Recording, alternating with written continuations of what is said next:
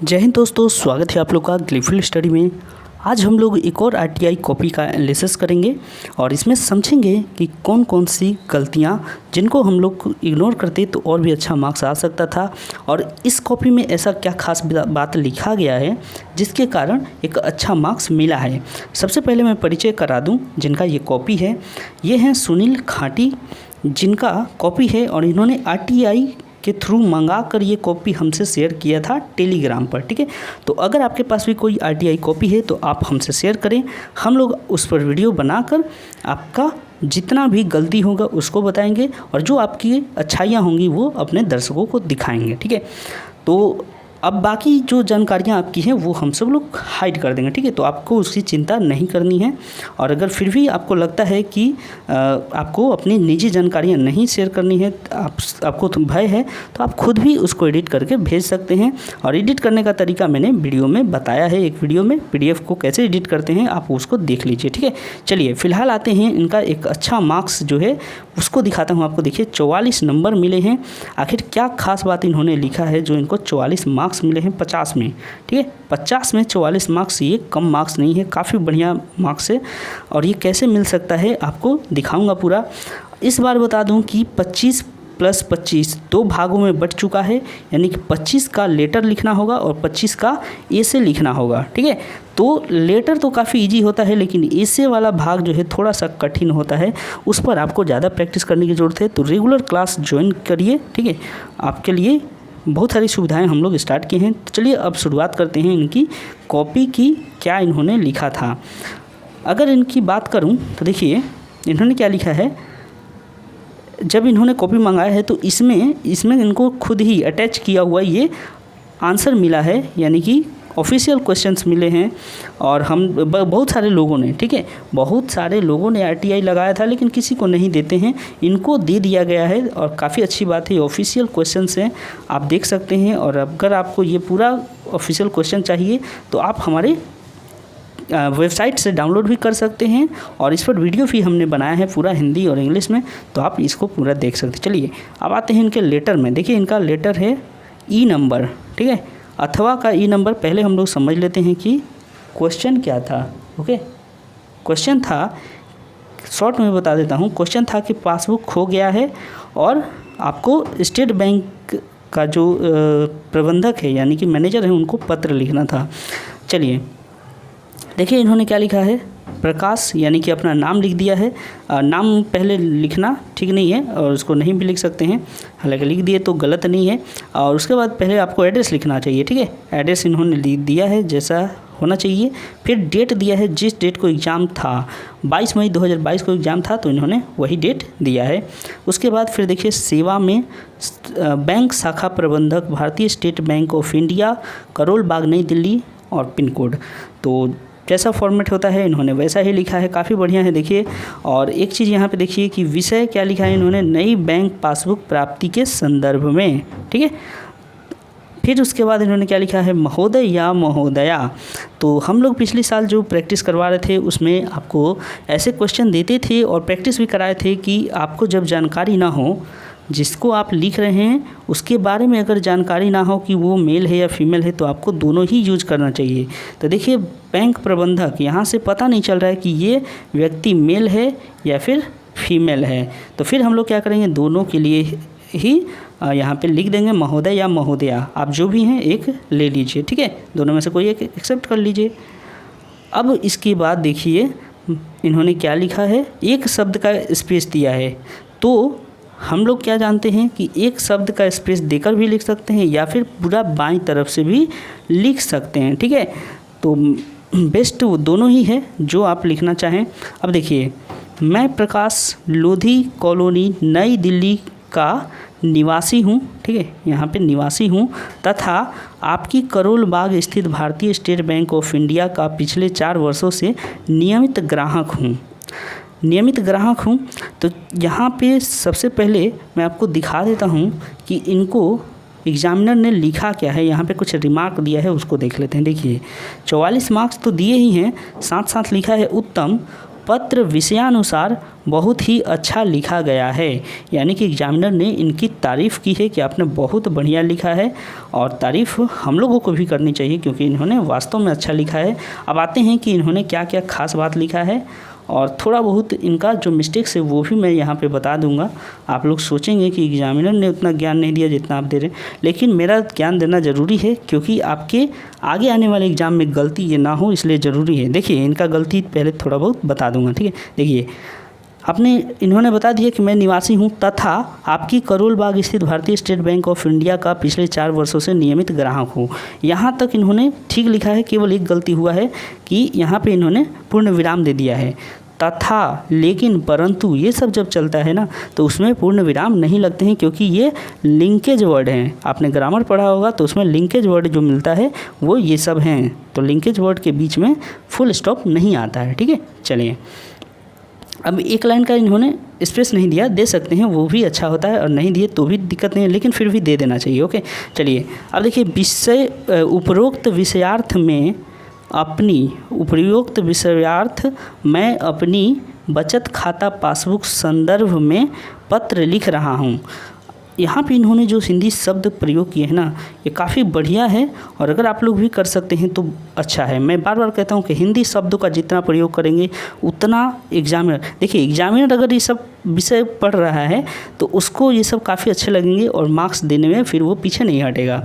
उपरोक्त का मतलब होता है ऊपर की तरफ, और विषयार्थ यानी कि विषय के संदर्भ में। तो जो ऊपर में विषय लिखा गया है उसके संदर्भ में मैं बचत खाता पासबुक के संदर्भ में पत्र लिख रहा हूँ, यानी ऊपर दिए गए विषय के अनुसार मैं उस पासबुक के लिए पत्र लिख रहा हूँ। अब इसके बाद इनको कारण बताना है कि क्या कारण था जो आपका पासबुक खो गया। अब देखिए इन्होंने कारण बताया है, मैं अपने परिवार के साथ नई जगह घर स्थानांतरित करने के दौरान अपनी पुरानी बचत खाता पासबुक खो चुका हूँ। यहाँ पे अगर नज़र डालें तो देखिए एग्जामिनर ने क्या किया है कि इसको अंडरलाइन किया है, यानी कि यहाँ पे कुछ थोड़ा सा गड़बड़ है, और स्थानांतरित में भी किया है, यानी कि परिवार के साथ स्थानांतरित कर रहा हूँ घर स्थानांतरित करने के दौरान, ये सेंटेंस उसको थोड़ा अच्छा नहीं लगा है।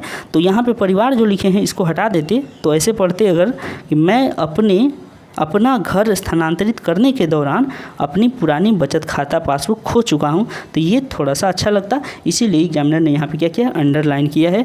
तो थोड़ा सा टाइम लेकर सोचिए समझिए तब लिखिए, ठीक है, वैसे अच्छा है। आगे बढ़ते हैं।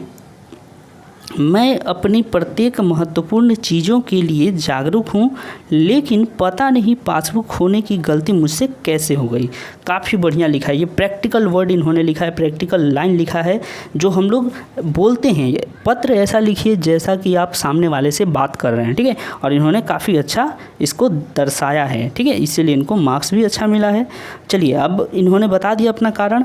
अब आते हैं कि इनको कंक्लूजन में क्या लिखना था और क्या लिखे हैं। देखिए, गलती मुझसे कैसे होगी वो तो लिख दिए, आपको कष्ट देने के लिए मुझे खेद है तथा मुझे नई बचत खाता पासबुक जारी करने की कृपा करें। यहाँ पे आपने ये जो तथा लिखा है ना, तो तथा थोड़ा सा गड़बड़ लग रहा है, क्योंकि तथा का मतलब होता है कि जोड़ना, तथा मतलब कि इस सेंटेंस का समर्थन करना। ये जो अगला सेंटेंस है वो उसका समर्थन करेगा, लेकिन ये दोनों बातें तो विरोध हैं, एक दूसरे का विरोध कर रही है ना। एक तरफ आप कह रहे हैं कि मुझे कष्ट भी हो रहा है, दूसरा तरफ आप कह रहे हैं कि मुझे जारी करने की कृपा करें। तो यानी कि आप क्या करिए, यहाँ पे परंतु लिख सकते हैं, लेकिन आप लिखना चाह रहे थे लेकिन को आपने काट दिया, लेकिन ही सही होता, ठीक है, कोई बात नहीं, अगली बार इसको ध्यान रखिएगा। और उसके बाद एक गलती यहाँ पे है, करने की कृपा करें के नहीं, ओके। हड़बड़ी में ये सब होता है, छोटी छोटी गलती, फिर भी आप लोगों को थोड़ा सा शांत होकर लिखना पड़ेगा ये सब। मैं अपनी पुरानी पासबुक की आधार कार्ड की एक एक प्रति भी नीचे संलग्न कर रहा हूँ, ओके, काफ़ी बढ़िया, ये भी इन्होंने लिख दिया। अब देखते हैं इनका आगे क्या लिखा है। मेरे खाते संबंधित मेरा खाता, ओके, एक मिनट, मेरा खाता संबंधित विवरण निम्न है। अब देखिए यहाँ पे आपने क्या किया, मेरे लिखा है, तो मेरे खाते, तब यहाँ पे खाते होगा, मेरे खाते संबंधित विवरण, और अगर आप यहाँ पे मेरा लिखते, मेरा खाता संबंधित, तब यहाँ पे खाता होता, ठीक है। मेरा लिखेंगे तो खाता होगा, और मेरे लिखेंगे तो यहाँ पे भी खाते होगा, समझ में आया। इसके अनुसार ये बदलेगा, तो वो चीज़ थोड़ा आपको देखना होगा। और निम्न है ना, तो ये पूर्ण विराम कभी नहीं आता है, इसमें डैश आता है। आप देखिएगा किताब का कोई भी बुक उठाइएगा, उसका उदाहरण जब देखिएगा तो निम्न के बाद आपको हमेशा ये मिलेगा, ठीक है, डैश मिलेगा, पूर्ण विराम नहीं मिलेगा, ठीक है। चलिए अब इनका देखिए आगे, पूरा नाम प्रकाश। चालाकी देखिए इनका कि इन्होंने क्या किया, टाइटल के जगह पे डैश कर दिया है। अगर ये अपने से प्रकाश कुमार यादव या फिर कुछ भी जोड़ देते राय, तो फिर तो यहाँ पे यूएफएम मिल जाता और मिल जाता लड्डू। तो चालाकी यहाँ पे इन्होंने यही किया है। बहुत अच्छा बात है कि कुछ भी नहीं लिखा एक्स्ट्रा, बस प्रकाश लिख के डैश दे दिया कि भैया आगे तुम समझ लो जो तुमको समझना है। बचत खाता संख्या, इसमें भी डैश दे दिया।